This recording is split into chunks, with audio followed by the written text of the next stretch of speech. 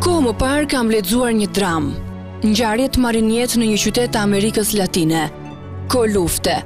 Kur rasti i parë i luftës, qytetit i mungonte një nga djemtë e tij më të mirë. Kaluan 20 vjet. Qyteti kishte lulëzuar fal turizmit dhe tregtisë. Kryetari i bashkisë një ditë u kujtuar për djalin e humbur në luftë.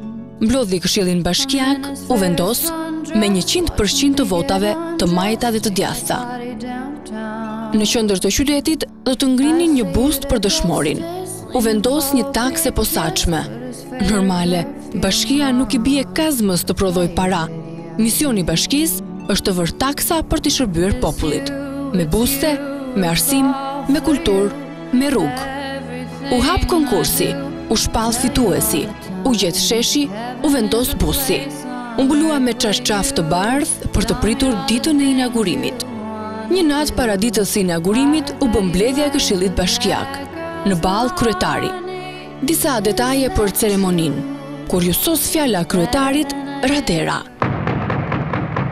Një burr i moshuar i zgjati dorën kryetarit. Faleminderit për bustin. Më pëlqen shumë. Por nuk kam vdekur. Humba fizikisht. Humba dhe trut e kokës. Tani muri kthye kujtesa. Dhe ja ku më kini. Dua të më doni të gjallë, ashtu siç më doni të vdekur. Heshtje vari. Në sallë kishte rënë damllaja. Me shumë delikatesë i than dëshmorit të kalojnë në dhomën tjetër.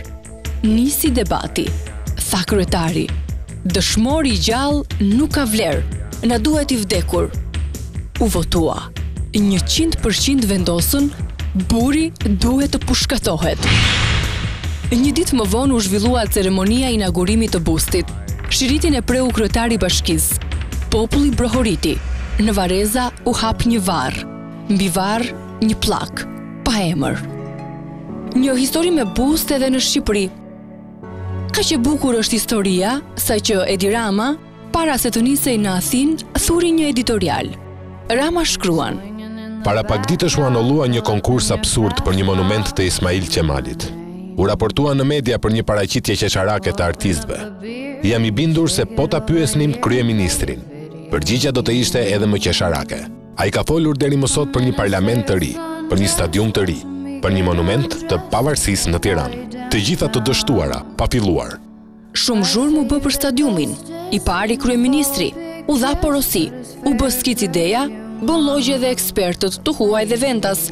Fitoi varianti i stadiumit sipas formës së Shqipërisë. E tha vetë kryeministri, për 28 nëntor do të kemi stadiumin e ri. Shaka.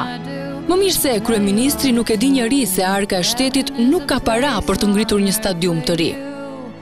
Po historia e parlamentit, u bë një konkurs ndërkombëtar, u mblodhën arkitekt nga mar Evropa, u ekspozuan disa projekte, fitoi një studio nga Vjena. U tha se parlamenti do të inaugurohej më 28 nëntor. Por u harruan 2 gosht që i kishin hyrë projektit. Së pari, prishja e piramidës, së dyti, thesi shpuar i parave.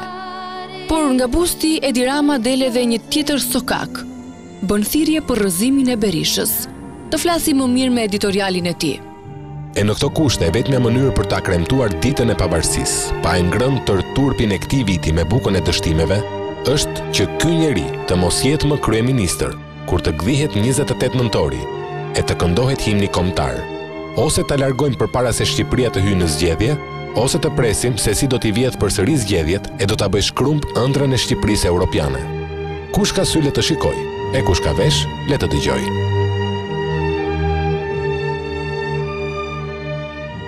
Me këtë moral, e drejta siç thoshte Sokrati, emigron nga Rama tek Berisha. Nuk mund të përsëritet skenari i vitit 1997, kur rotacioni i pushtetit u bë me grykën e pushkës. Por nëse këtë deklarat Rama e shkruan dhe e boton në editorial, kjo tregon se darkat dhe drekat që kanë ngrënë me ambasadorin amerikan kanë qenë pa bereqet.